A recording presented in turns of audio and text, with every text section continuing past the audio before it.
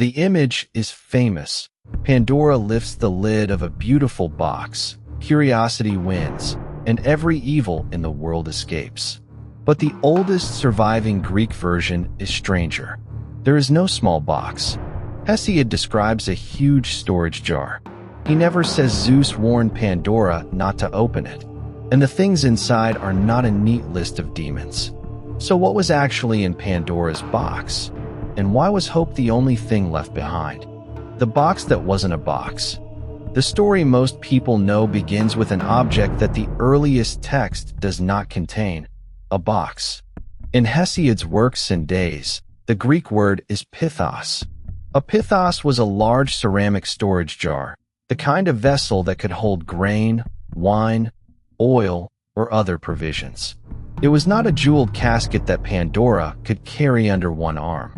It was a substantial household container, sometimes large enough to stand nearly as high as a person. That changes the image immediately. Instead of Pandora sitting beside a mysterious little treasure chest, imagine her beside a broad clay jar with a heavy lid, an ordinary object from the material world of food, storage, household labor, and survival. Hesiod says that before the jar was opened, human beings lived apart from evils, painful toil, and heavy diseases. Then the woman removed the great lid with her hands and scattered what was inside. Notice what the poem does not say. There is no scene in which Zeus hands Pandora a sealed box and commands, "Never open this." There is no explicit test of curiosity. There is no catalog engraved on the container. The famous warning that makes Pandora's curiosity the center of the story belongs to later retellings, not to the wording of Hesiod's surviving account. That does not make the ancient version simpler. It makes it more unsettling.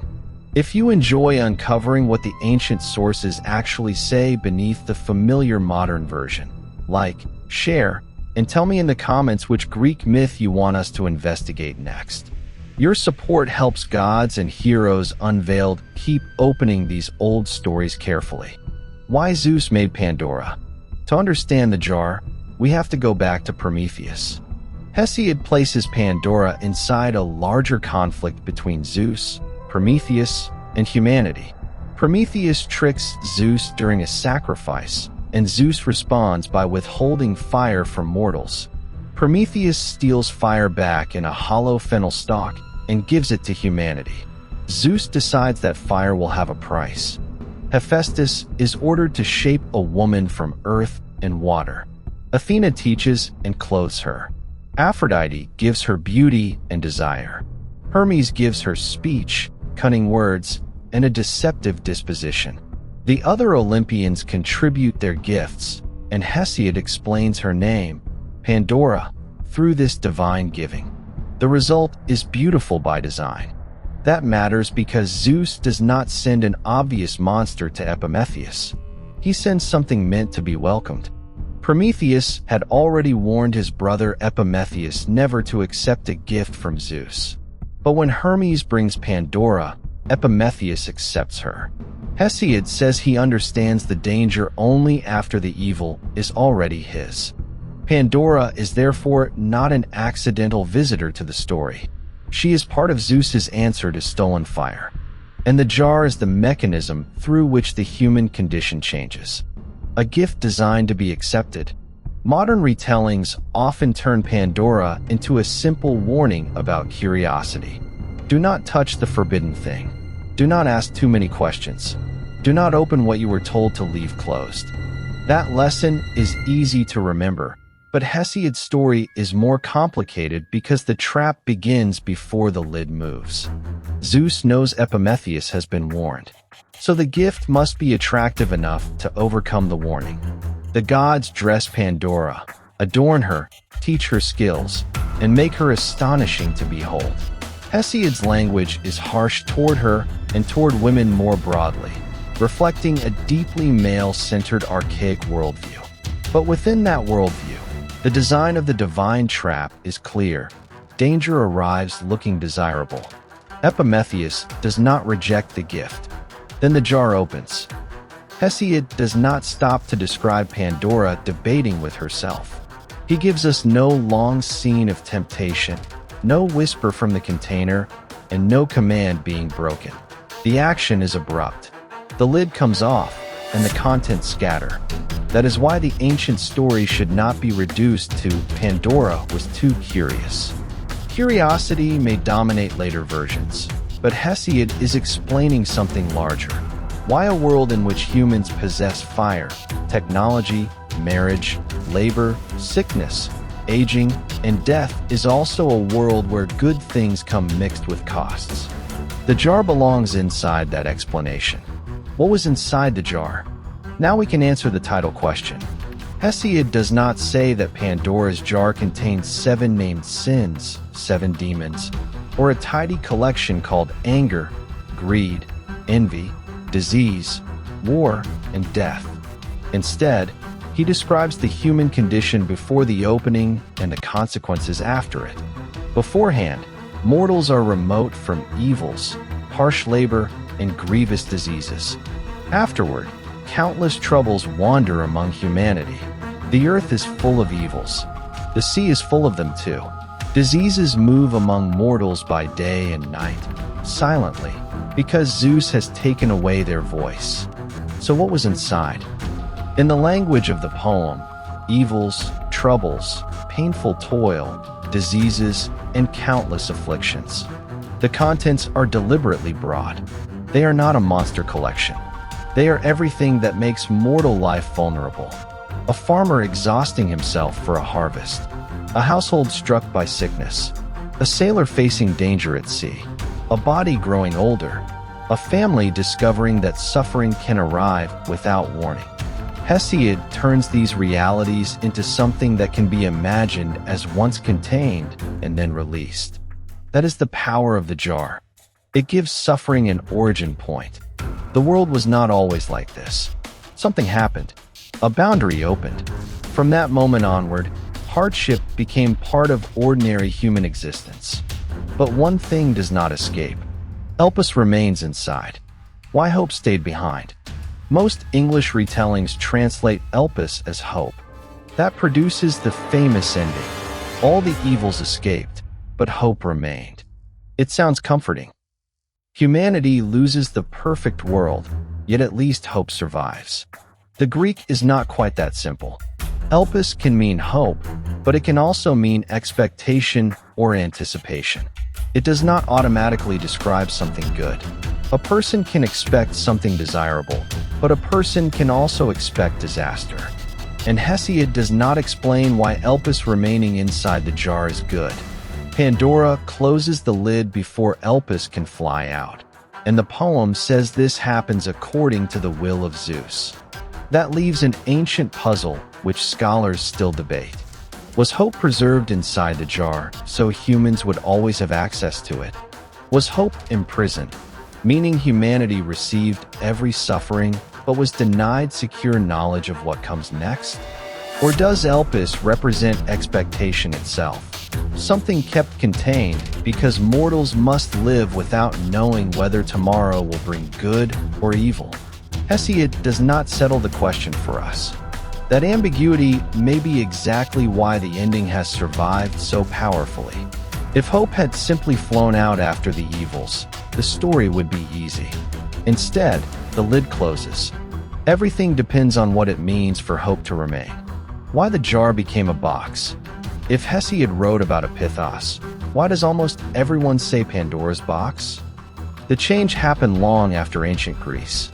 The transformation is usually traced to the Renaissance humanist Erasmus of Rotterdam.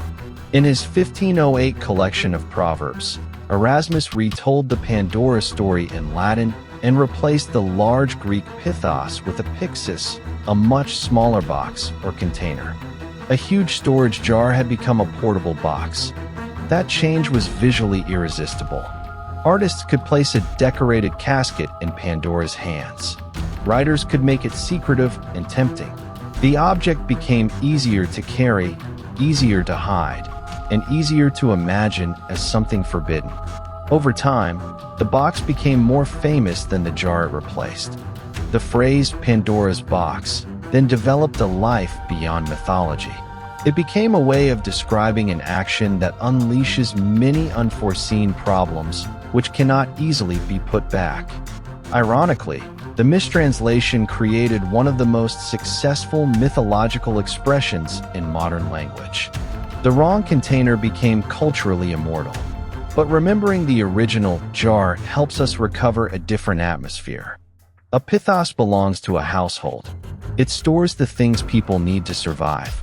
In Hesiod's agricultural world, grain and work matter constantly. A large storage jar filled not with food or wine, but with suffering is far more disturbing than a magical treasure chest. It turns an ordinary object of survival into the container of mortal hardship. What later retellings changed? Pandora's story has never remained perfectly still. Even in antiquity, myths existed in multiple versions, and later writers and artists reshaped them for new audiences.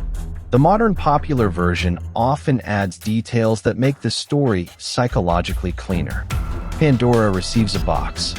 She is explicitly told not to open it. She becomes consumed by curiosity. She opens it despite the warning. Evils rush out as visible creatures. She slams it shut. Hope remains as the final blessing. That version has a clear moral structure. Curiosity causes catastrophe, but hope saves humanity from despair. Hesiod's version is rougher. Zeus is retaliating against Prometheus and humanity. Pandora is deliberately fashioned as part of that retaliation. Epimetheus ignores a warning about accepting Zeus's gift. The jar's contents are broad human afflictions rather than named creatures. And Elpis remains behind for reasons the poem does not explain. The difference matters. When later retellings center Pandora's curiosity, responsibility shifts toward her personal decision. In Hesiod, responsibility is distributed across a divine conflict: Zeus's plan, Prometheus's theft, Epimetheus's acceptance, Pandora's action, and the larger explanation of why human life contains toil and suffering. The ancient myth is not a courtroom case with one obvious guilty person. It is an origin story built from consequences. What Pandora's jar actually means.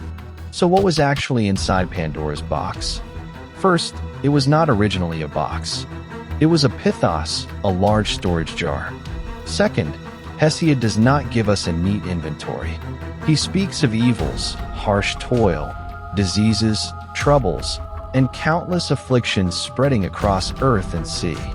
Third, hope, or Elpis, remains inside when the lid closes.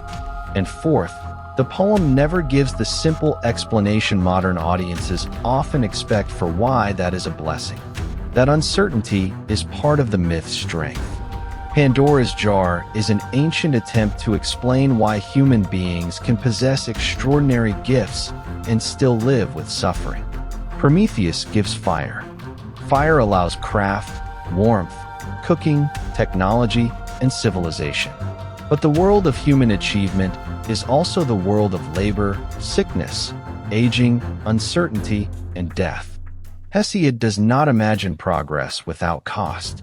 The jar opens at the point where those costs enter the human story. Centuries later, a jar became a box, the story became a proverb, and the proverb became something people still say whenever one decision releases consequences nobody can control. But beneath the familiar phrase is an older and stranger image. A woman beside a great clay vessel, a lid lifted. Silent troubles spreading across the world. And one final thing still waiting under the rim. Hope. Or expectation. Perhaps the most human uncertainty of all. If you could ask Hesiod one question about Pandora's jar, what would it be? Why Zeus filled it, why Pandora opened it, or why hope was left inside? Like, share, and tell me which mystery you want gods and heroes unveiled to open next.